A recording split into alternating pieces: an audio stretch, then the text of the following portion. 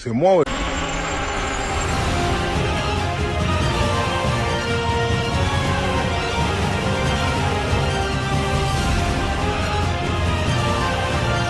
Je vous souhaite tout simplement un bon visionnage. Et ouais, c'est pas un prank. Après littéralement un an de coma, je reviens sur YouTube sans prévenir personne avec un concept totalement lugubre. Non mais vraiment, j'ai pas de cerveau quoi. Bref, j'adore la 3D.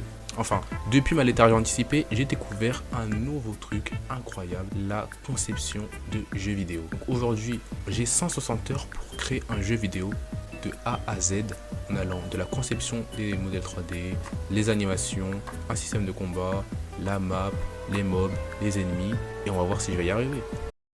Mais avant de commencer, je veux un tonnerre d'applaudissements pour ma personne et pour le concept incroyable que je vous apprête à vous offrir. Hoje eu vou cair pra pista, avisa minha mina que eu vou chegar mais tarde. E se correr tudo bem, áudio Citroën ou uma Kawasaki, sabe pra quê? Bon, avant de commencer, je dois quand même vous situer au niveau du contexte. Parce qu'au final, de quoi parle le jeu? En fait, c'est très simple, parce qu'en fait, ce sera un jeu style Soul-like, avec des combats de boss, des potions, des PNJ et des quêtes, avec même un boss final ultra balèze. Mais l'histoire et le lore du jeu est tout simplement miteux. En fait, elle tient littéralement sur un post-it. J'ai le bout de papier avec moi et je vais vous lire l'histoire.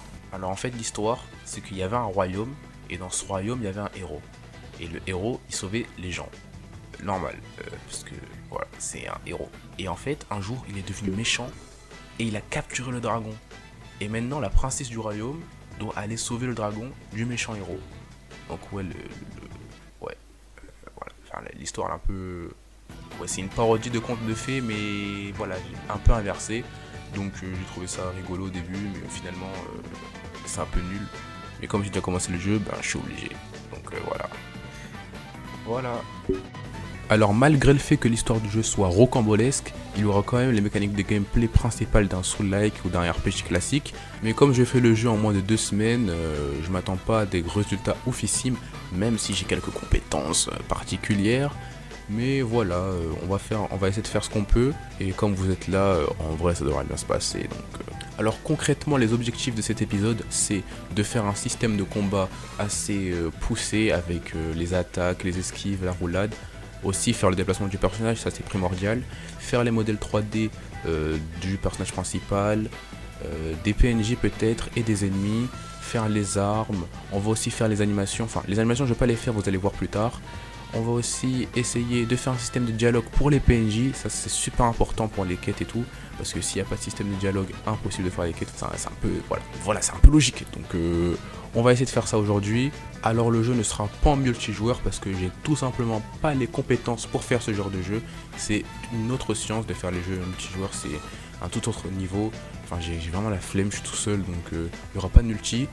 Mais voilà, il y aura quand même des aspects du jeu que vous pourrez exploiter sans avoir besoin du multi. Donc, parce que pour faire un jeu vidéo, il nous faut des bases solides. Et par base solide, je parle bien évidemment des modèles 3D. Alors, je sais pas du tout modéliser, et comme il faut faire les persos, les PNJ, le héros et les monstres, il me faut beaucoup de modèles 3D. Donc, je pourrais pas tout modéliser tout seul en moins de 2 semaines. Ça c'est complètement impossible. Donc j'ai découvert une solution incroyable, ça s'appelle Veroid Studio. Donc en fait à la base Veroid Studio c'est une plateforme où tu crées des modèles 3D en mode animé, chibi, tout ça, pour être VTuber. Donc en fait VTuber c'est quoi? En fait tu fais des live Twitch. Donc en fait tu fais un avatar pour ta chaîne YouTube, ta chaîne Twitch, ou je sais pas moi, en fait je sais pas, tu fais un avatar pour ce que tu veux. Et moi j'ai décidé de détourner ce système pour en faire des modèles 3D utilisables pour mon jeu. Donc c'est très simple, je suis allé sur Veroid Studio, j'ai commencé à faire l'héroïne principale. Et l'avantage de ce logiciel, c'est que tout est personnalisable à fond. Donc tu peux changer la couleur des yeux, la taille de l'iris, la taille des bras, des jambes, la couleur, les coiffures et tout. Ça c'est super bien fait. Donc j'ai décidé d'utiliser ce logiciel, mais le seul problème avec ce logiciel, c'est que les vêtements sont très limités, donc j'ai dû regarder des tutos pour télécharger des nouveaux vêtements ou en faire de nouveaux pour l'héroïne principale. Surtout que l'héroïne principale, c'est un peu ce que tu vas voir pendant les 3 quarts du temps du jeu, donc il fallait vraiment quelque chose qui la distingue des autres personnages. Maintenant que j'ai mes modèles et que je les ai transférés de Veroid à Unity, je vais pouvoir m'attaquer au vif du sujet qui est les mouvements du personnage ou Character controller. voilà.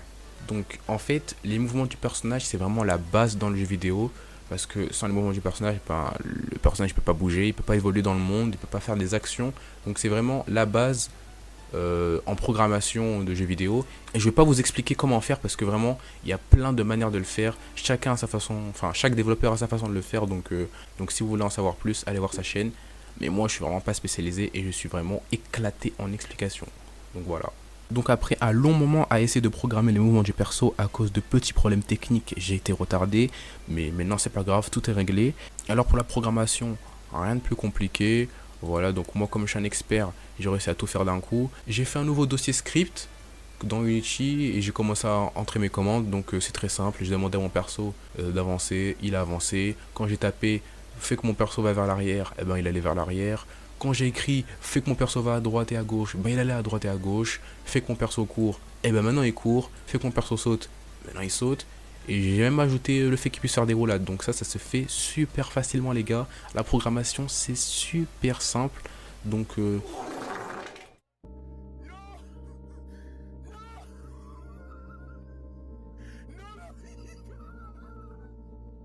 Donc aussi ce qu'il faut prendre en compte c'est que quand on fait un jeu et qu'il y a un système de combat, il y a plus de paramètres à ajouter. Donc par exemple les hitbox, le fait que le personnage lock un ennemi par exemple, parce que le système de verrouillage c'est primordial parce que sinon le joueur, ben, pour lui quand il joue c'est pas du tout agréable.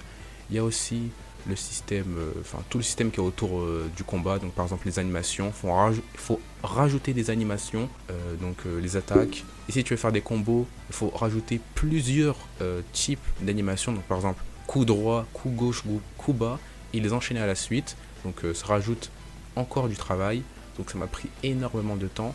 Il faut aussi faire le système que comme on a une arme et qu'on va devoir changer d'arme durant l'aventure, il faut faire que le personnage puisse s'équiper d'armes en les prenant dans sa main ou s'équiper de boucliers.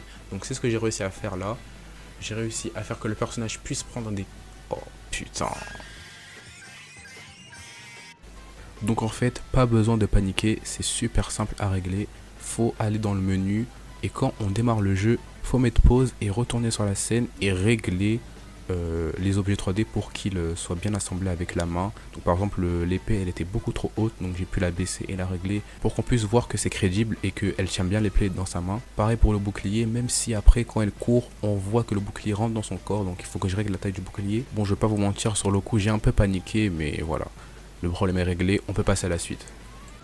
Donc après avoir programmé le fait qu'on puisse tenir des objets dans les mains, j'ai fait le système de verrouillage.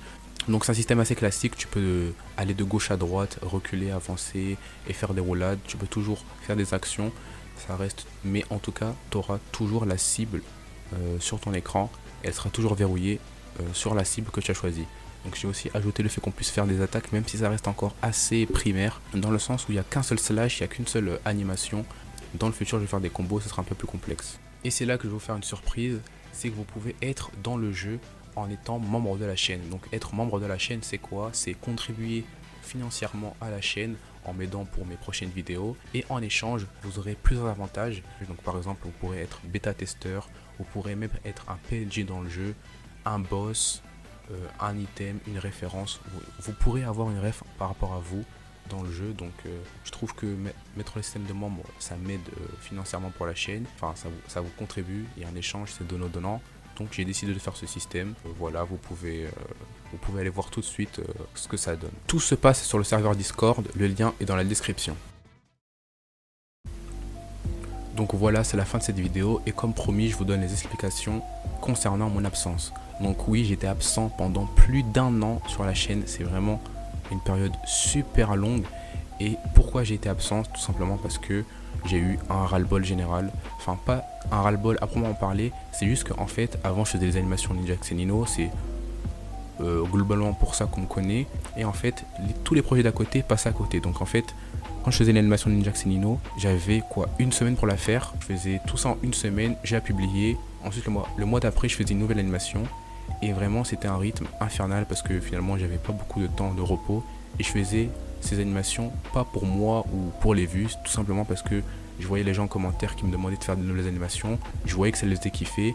Et moi, de mon côté, je me sentais mal de pas en faire de nouvelles. Donc c'est pour ça que je spammais les animations d'Ajax et Nino.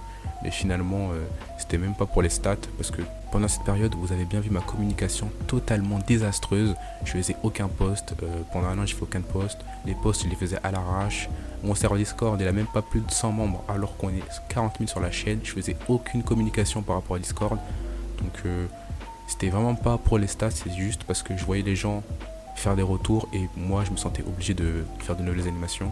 Et du coup après l'animation de Chainsaw Man, quand j'ai vu qu'elle avait pas fait beaucoup de vues par rapport aux autres vidéos, je me suis dit ah enfin c'est bon, plus personne s'intéresse à ma chaîne, je peux enfin me reposer. Et du coup c'est pour ça que vous m'avez plus vu sur la chaîne, j'étais occupé avec d'autres projets de ma vie perso. En tout cas j'espère que vous aurez kiffé la vidéo, n'hésitez pas à vous abonner, à liker et voilà, on se dit à la prochaine.